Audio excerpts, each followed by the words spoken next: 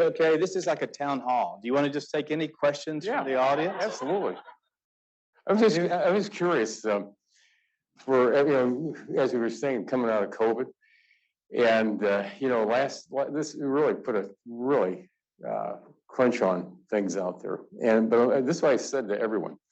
If it hadn't been for the industry out there with our telecommunications folks, with the $1.8 trillion at that time that had been invested, what would have happened? I mean, when you think about Europe, when Europe was, having problems of being able to keep up their speeds and the costs were going up, in this country, what happened? We increased our speeds and cut the cost to the consumers. So, for when you think about the industry out there, what you all did, it was absolutely amazing. And then for that early period of time, from everything from telehealth, kids going to school, people, working from home, it was absolutely essential. And but we also found out the areas, of course, I'm sure we're going to talk about, is, making sure that for rural broadband, getting broadband out where we need it. But I just saw just a transformational thing that happened out there. I never forget, about 3 weeks in, I was on a conference with about 200 people from around the country. And I know the last question was probably the most interesting one.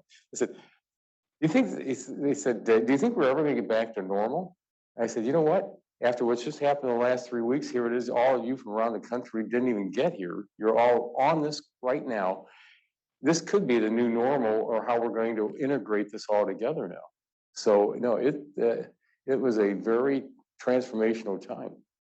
Well, and as you kind of brought up something that has made our INCOMPAS members very proud. We were the first association to take the pledge and the promise to keep America connected, and to represent the companies that really, through the pandemic, made a lightning fast, rapid transformation to a virtual world in learning and telehealth and medicine and in work and social connections. That really, if we had not, it's hard to imagine what would have happened to the country without that. And your leadership of giving both funding and flexibility for programs like E-rate, USF, telehealth, telemedicine was your contribution is greatly appreciated. Oh, it's wonderful to work with people around the country, because again, it flows up to us, in my opinion. It should be flowing out from DC. We need to hear from everybody out here, make sure it works. I opened it up to the town hall. I don't know if anybody has a wise question for Congressman Latta. He wants to answer it. No. Yeah. But one very important thing that I'd like to kind of get out of the way at the very beginning: who's going to win the Super Bowl? Oh, the Bengals. Yeah. You're from Ohio. You have to be for the Bengals. One other question. So the broadband infrastructure bill passes. What is the next bipartisan big bill that will be signed by the president? One of the things I think you got to really look at is there's been a lot of money expended out there, and it's the oversight and making sure it's getting out there and being distributed. I've been very fortunate that in the last couple of years I've had from 3 of the FCC commissioners, including the Chairman Pye being in the district, and bringing them out to see what's happening in the rural world. But I think that one of the big things we need to also look at is, okay, now here's this money. Is it going to get to where it's supposed to be and get utilized? Yeah. Yeah, it's one thing to have a vision. It's another thing to actually execute it, and to administer it correctly. And, absolutely. And properly. We're talking about a lot of money. 65 billion. It's a lot of money. And that's combined with the American Rescue Act and all the other COVID legislations. Right. We have an opportunity for truly historic levels of investment, public and private. So, well, welcome. I want to thank Congressman Bob Latta for joining us. We were just talking a little bit about the broadband bill and all the funding. Tell me your priorities going forward on how to make sure that the funding and the states and the localities, that it all works together and gets done correctly. Well, again, thanks for having me today. Greatly appreciate it. It's always good to see you, and having me back. But before I do, being on the Energy and Commerce Committee, one of the great things is when you sit up on that dais, you're looking over the horizon 5 to 10 years. And so when I mean looking over the horizon, we want to make sure that we're listening to the innovators and the entrepreneurs across America, because again, we want to make sure we're getting the laws right, then the regulations right. Because if we don't do that, we're going to hinder. And we want to make sure America is always at that cusp to make sure we're always at the top. But when I look at what we need to be doing, things that are very, very important is making sure that we're looking at issues like the unserved areas and making sure people understand the differences between unserved and underserved.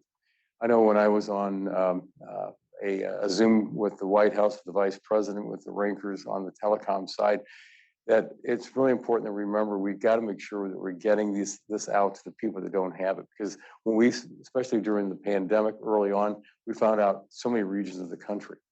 So one of the things we want to make sure is that we want to have out there on the broadband side, and making sure that internet's provided across the country, wireless. It's so important that we have that. Folks understand that we've got to make sure that it's getting there. So how do we do that? One of the things is early on, several years ago, what did the FCC do? They asked us to take a look at the maps. The maps weren't correct. They showed like the state of Ohio, like it was supposed to be if you were all red, you had broadband everywhere. And if you remember that it was out in your district, like I can tell people where we don't have broadband because I'm hearing from folks all the time. So we want to make sure that we have accurate maps. So if you have the accurate maps, then you can, especially with all the dollars that have been appropriated, we know where the dollars need to go. It's also having the oversight. We've got to have oversight. We've got to have the hearings. We've got to make sure that we know exactly where the regulators and what they're doing. Because again, so much money has been appropriated. We want to make sure it gets expended wisely. And at the same time, we're not overbuilding in areas that don't need it. I want to make sure, especially being one of the co-chairs of the Rural Broadband Caucus, that we're getting that out to our rural areas. Because again, you can send kids home with laptops and everything else, but if they don't have any way to connect, what good is it? And we don't want kids going to a fast food chain to sit in their parking lot, or to go to the local library that has some hotspots early on, just so the kids could do their homework. Because that's the way it's going to work. So, it's really making sure that we know where those dollars are. We know where the issues are across the country. But we also making sure that the FCC understands, NTIA. Everybody knows exactly what they need to be doing at the right time. So you mentioned the Rural Broadband Caucus. Tell the audience a little bit about it. About your relationship with Peter Welch and others on a bipartisan basis. And just, it's really been a remarkable island within a very partisan Congress of bipartisanship. So just talk a little bit about how it works, the relationships, and your priorities on the Rural Broadband Caucus. Well, you're absolutely right, because again, when you're talking about broadband out there, is it a Republican, Democrat, Independent issue? No. It's everybody's problem. I don't care if you're from Vermont or Iowa or Ohio or Mississippi, that you got a problem there. And so this is something that everybody can talk about and bring together and say, you know what, these are the issues that we're having. And so this is what brings, I think, a very interesting group of people together, because it is. You've got people that might vote against each other 99.9% of the time on other pieces of legislation. But when it comes to this, I know that one of the members that was on, Representative now retired Lopesack from Iowa. And I remember I was asked by somebody from the press about the exact same question. They said, now, how are you all working together? I said, well, it's pretty easy to work with a guy from a state with 4 letters with 3 vowels, just like Ohio. So, it's not a problem.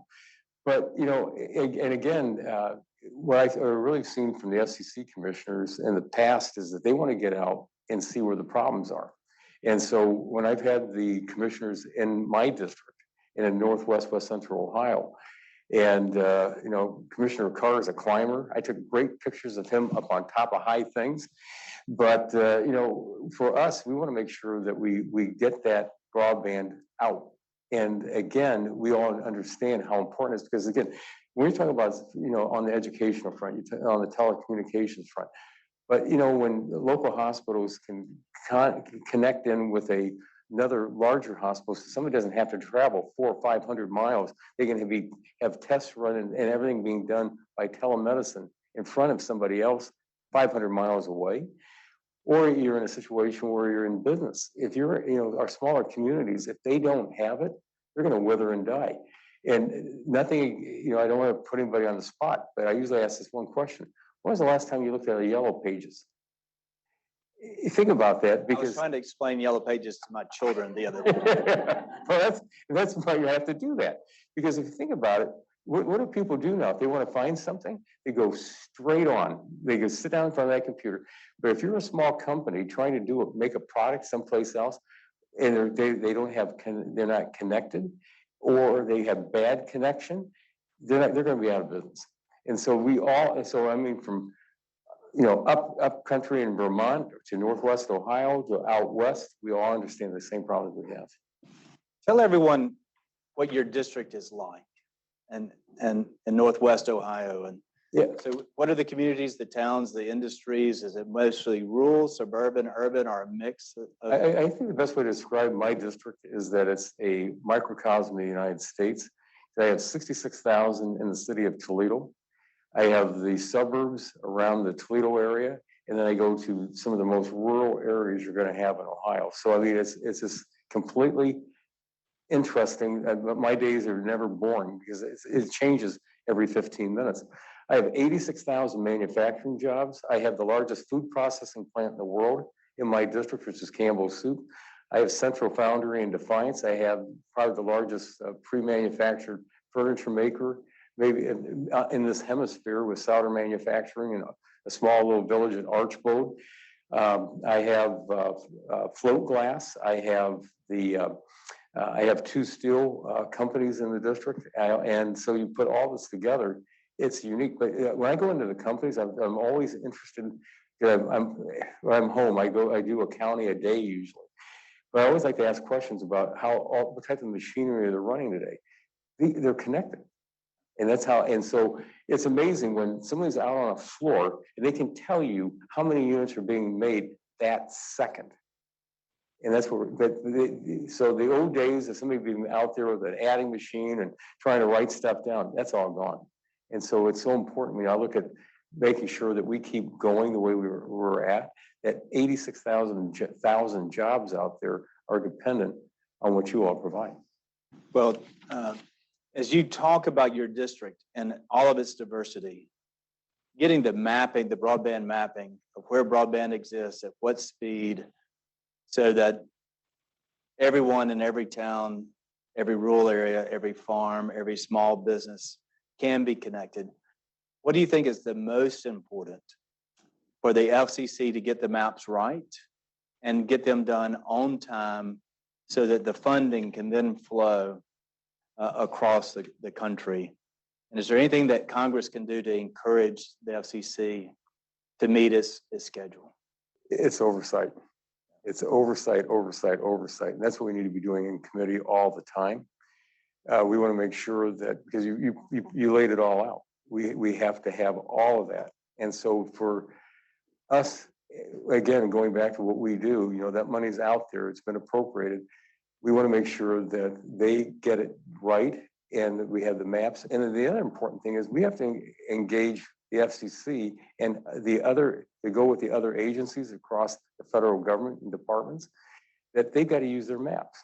These people can't just, or different departments say, well, we're not going to do that. Well, if you expend all these dollars into that one area and to make sure we get it right, why shouldn't, the FCC should be leading the way on this? And so that's really important, because I know I've heard some different things saying they're not going to use them. Wait a minute, we're going to spend all this money to make sure we have accurate maps, and all of a sudden you're not going to use them. So, I don't point out the different departments, but they're out there. Well, and across this room, we have representatives of companies that are deploying fiber, broadband, wireless, fixed wireless, small cell, satellite networks in Ohio and around the country. And so anything that we can do to help on the mapping. And then two, one thing that we hear over and over and over again is that it's one thing to have the funding, one thing to have the mapping, but if states and localities don't permit quickly and efficiently, and we don't have the rights of way along highways and railways and into towns and along utilities so that the networks can be deployed, not only fast networks, but deploy them fast. And so one of the things that we're trying to communicate to NTIA and others is, can we give the resources to the states and localities to actually give them the expertise and the resources to permit as quickly as possible and to incorporate that into this effort, because we see that as a major obstacle or roadblock or delay of getting the networks to the places they need to be. Well, you know, just on the federal side of that, you know, we like in committee, we have over, I think, 26 bills that we've dropped so far on the Republican side for streamlining, cutting the red tape, making sure that, you know, we're getting to those areas that don't, that are, you know, the unserved areas. So, you know, when you look at the states, there's a partnership there that has to be out there that we have to make sure. And I know Ohio's moving forward on what they want to do, but we've got to make sure that we have federal and state cooperation there to make sure that we can get that out there. Because again, we can have all these great things coming out of Washington, but if we can't get it to somebody, it's worthless.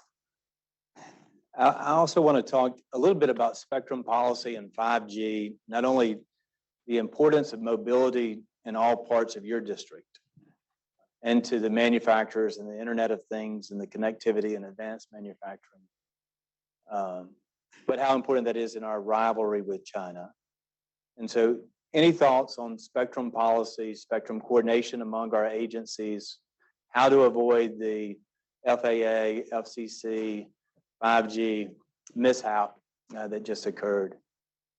Give us your thoughts on spectrum policy and 5G and its importance. Well, first of all, you know, I can think about 5G. In fact, I just had a couple of college presidents in my office about an hour ago. And one of them was from Defiance. And when I was in Defiance last year with Commissioner Carr. I like that name. But one of the things we saw was how one of the local companies was putting 5G. They put it at the superintendent of schools' house in this subdivision. And all of a sudden they were able then to expand it out. So all people that didn't have it, they had it. So it was just interesting how, you know, necessity is the mother of invention all of a sudden out there. But, you know, the problem you brought up about, you know, that, boy, did I follow it closely and was contacting people about the whole issue with the FCC and the FAA. Who's got the expertise? It's the, you know, is it the FAA or the FCC? The FCC's been doing all this work for all this year, and all the money that's been spent to get us to 5G, and all of a sudden say, we got to delay it, we got to delay it, we got to delay it. You know, the rest of the world's moving forward. We got to be out there, you know, and, you know, the issues that I brought up were around, especially the 40 countries that already got it deployed. Well, wait, do they have it around their airports? You know, when this questions I wanted to get answered. When planes were leaving someplace saying they weren't going to land in the United States, wait a minute, did they have it at their airport they just left? The other issue becomes is that, okay, what happens with some of our smaller hubs out there? Because again, you utilize the airport as an economic development zone. All of a sudden you're saying you're not going to have 5G there? And you brought up the Internet of Things, because that's something that Peter Welch and I worked on together about, boy, 3 Congresses ago. But, you know, we had multiple, there weren't hearings, but there were group meetings. But, you know, when you think about fintech, you think about agriculture, you think about autos, you think about everything that's going on with on the telecommunication side with, you know, we brought up about medicine, schools, everything. But you have all these things. I'm saying, wait, we're going to shut this thing down. And so, you know, I think that what we have to look at there is make sure that the FCC is at the forefront of making sure it's done. Let me see. Oh, you may have accidentally turned your mic off. Is it turning? Oh, Go back. Oh, yeah, there you here go. we go. You're back. All right. We're back. Um, It's technology. So as we look at spectrum policy, one thing that Encompass is focused on, and we're running a campaign and a coalition called 12 gigahertz for 5G. It's 500 megahertz.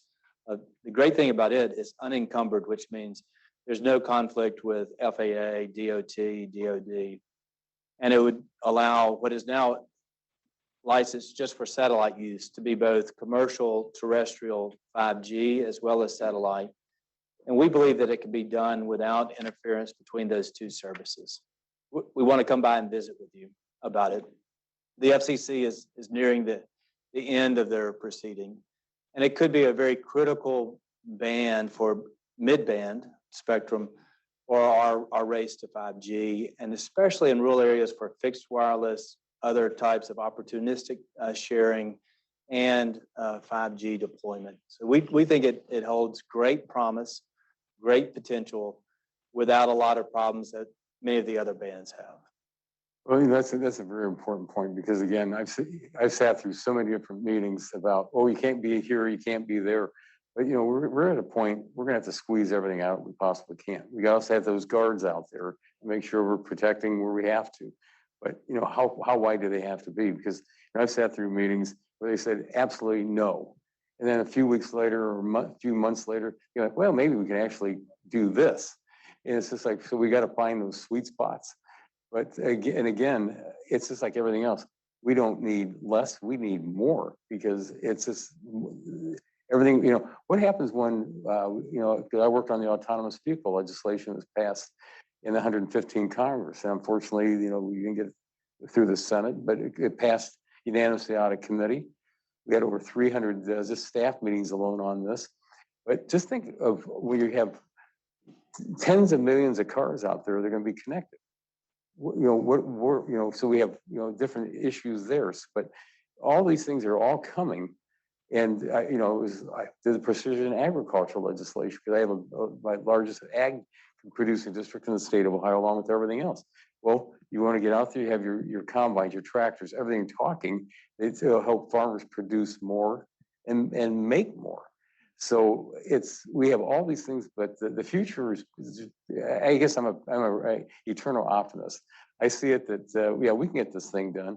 It's just that if we all stay on the same page and we all understand what the problem is, we can get it done.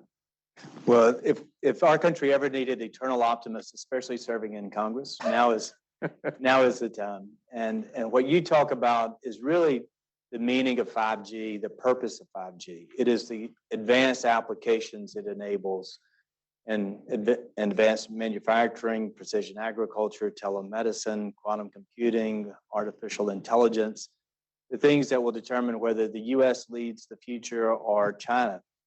And it has, you know, extremely important consequences for national security, where I know that you play also a very important role, and you have a lot of defense in your related industries in your district. So we want to do everything we can, both on your broadband objectives, on spectrum policy, and doing everything we can to get the broadband funding and deployment agenda right. And so we thank you for being the leader that you are, working on a bipartisan basis as you do, and the optimism and vision to look over the horizon. So thank you for being here and continuing to be someone that all of our member companies can look to and come to when it comes to broadband policy. Well, I want to thank you again for having me here, but something else you brought up. I have an open door policy, and a lot of people don't believe it, but I want to have people in my office. I can't do my job unless I hear it or see it. And so if people want to come in, please feel free.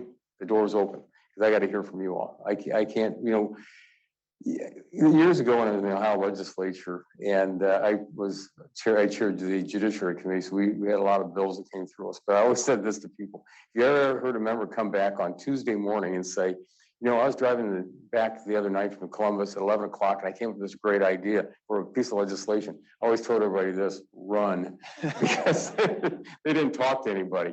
And so the best way to make it, and this was just like with our autonomous vehicle legislation, I'm telling you, you think about this: 300 staff meetings. And I had meetings not only all over Washington and across the aisle, but in the country, that we came up with a piece of legislation that we were very proud of. That, you know, when you can take a bill out of a committee like ours of Energy and Commerce and pass it out unanimously, and then bring it to the floor on a voice vote, I almost fainted. So, but it's hard work, but it's hard work by bringing everybody together. And the only way, especially what we got to do to make sure that we're first in the world, and I mean first in the world, is to have everybody at the table. Well, speaking of everyone at the table, after you leave, Chairwoman Jessica Rosenworcel is coming. Congressman Mike Doyle will come later to give a keynote. Earlier today, we had Rob Portman, and during lunch we'll have Senator King and Senator Bennett. So this bipartisan table for broadband really is the way to solve our competitiveness, or help make our competitiveness as a nation what it should be. And so we thank you that you're a model of that, and we look forward to continuing the discussions and meetings and working together with you. Thank you. The door is open. Thank you. Thank you. Thank you.